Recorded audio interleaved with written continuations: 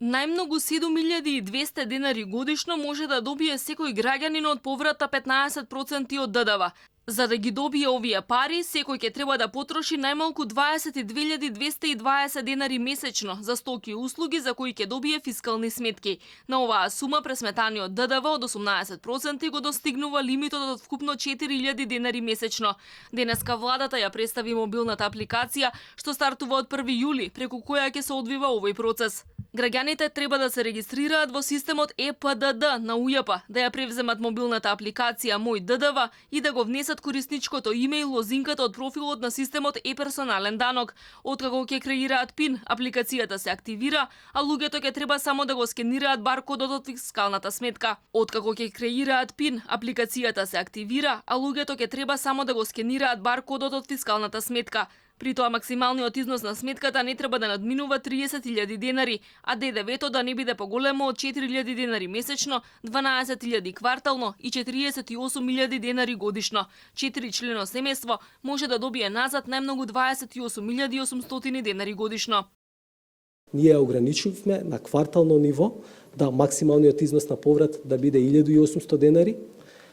Тоа значи дека одговара некаде на месечно ниво на платен данок од 4.000 денари или потрошувачка од 25.000 денари на месечно ниво по лице.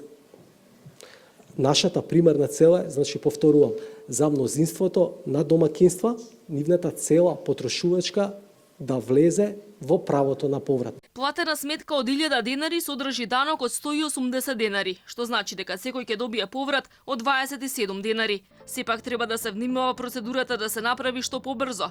Фискалните сметки треба да бидат скенирани со мобилните телефони најдосна до 10 дена од издавањето на фискалната сметка. Владата тврди дека овој проект ќе намали сивата економија што во моментов достигнува 30%, бидејќи граѓаните ќе инсистираат продавачите да им даваат фискални сметки. Нема решение за постарите граѓани и оние што не може да се снајдат со сметките, освен да побараат помош од некој близок или да му дадат полномошност за да им ги скенира сметките. Повторно тука со мобилните екипи и мобилните даночни шалтери стоиме на располагање како институција. Меѓутоа, сакам да напоменам дека навистина е корисно и ефикасно доколку секој граѓанин се регистрира во овој систем на ЕПДД, на Управата за јавни приходи, затоа што првиот пат, кога требаше да се регистрираат граѓаните за да ги добијат предпополнетите годишни даночни пријави, тоа беше обврска. Сега сакаме да им дадеме едно нивно право да си го остварат и врз основа на тоа апелираме да има се поуспешна и поинтензивна регистрација. Во процесот ќе може да учествуваат сите граѓани што имаат најмалку 15 години, се регистрирани во системот, имаат лична карта и трансакциска сметка. Првата исплата ќе се изврши во декември, а наредните ќе се исплаќаат секој февруари, мај, август и ноември за потрошеното од претходните 3 месеци. Поврат на ДДВ ќе се врши само на фискални сметки, а не на фактури и сметкопотврди. Сметките за комуналии не се вклучени. Повратот ќе ја чини државата 50 милиони евра народни пари.